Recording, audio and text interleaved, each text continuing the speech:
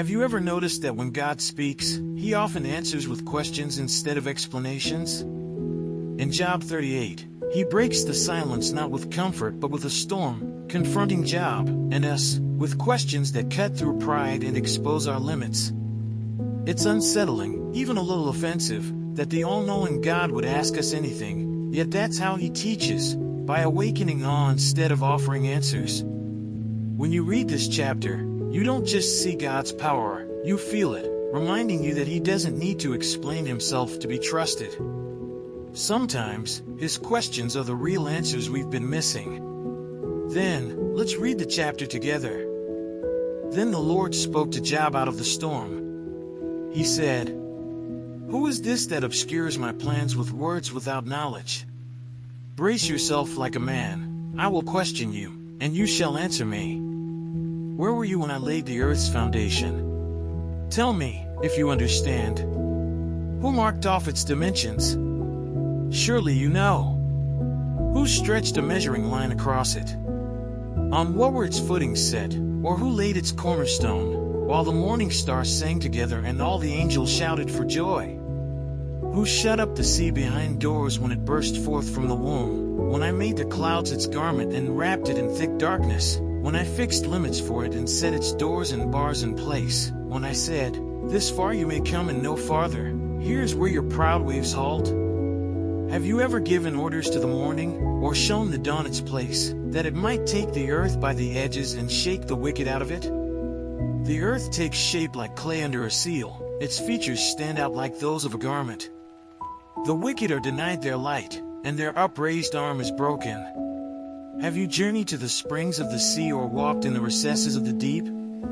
Have the gates of death been shown to you? Have you seen the gates of the deepest darkness? Have you comprehended the vast expanses of the earth?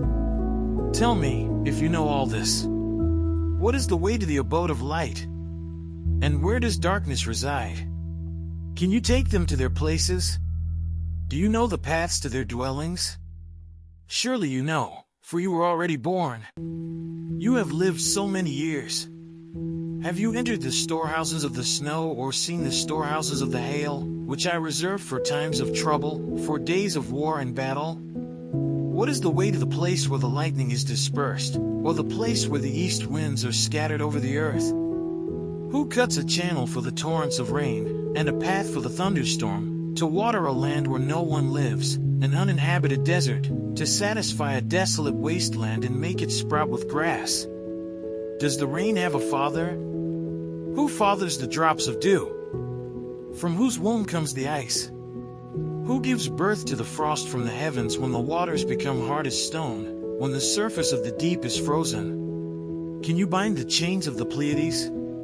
Can you loosen Orion's belt? Can you bring forth the constellations in their seasons or lead out the bear with its cubs? Do you know the laws of the heavens? Can you set up God's dominion over the earth? Can you raise your voice to the clouds and cover yourself with a flood of water?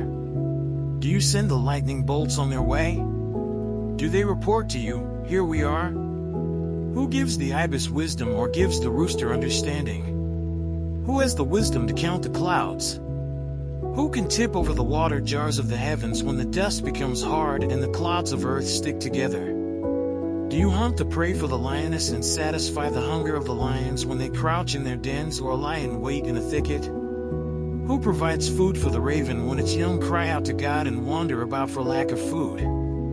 Let's say a quick prayer to thank the Lord for His mercy. Hey God, thank you for opening my eyes through this study of Job 38. I'm grateful for the reminder that you're bigger than my questions, wiser than my plans, and always in control. Help me to carry this understanding into my everyday life, teaching me to trust, to pause, and to act with humility and awe. Remind me to let your questions guide me, not my anxieties, and to see your hand in everything, even when I don't understand. Thank you for being patient with me, for speaking even when I struggle to listen, and for drawing me closer to you every single day. Amen. Now that you've journeyed through Job 38 and seen how God challenges Job with questions, it's time to ask yourself, how often do we demand answers instead of leaning into trust? What areas of your life are you trying to control when God already holds the blueprint? Imagine taking a step back, reading the Bible with fresh eyes, and letting His questions guide your actions instead of your anxieties.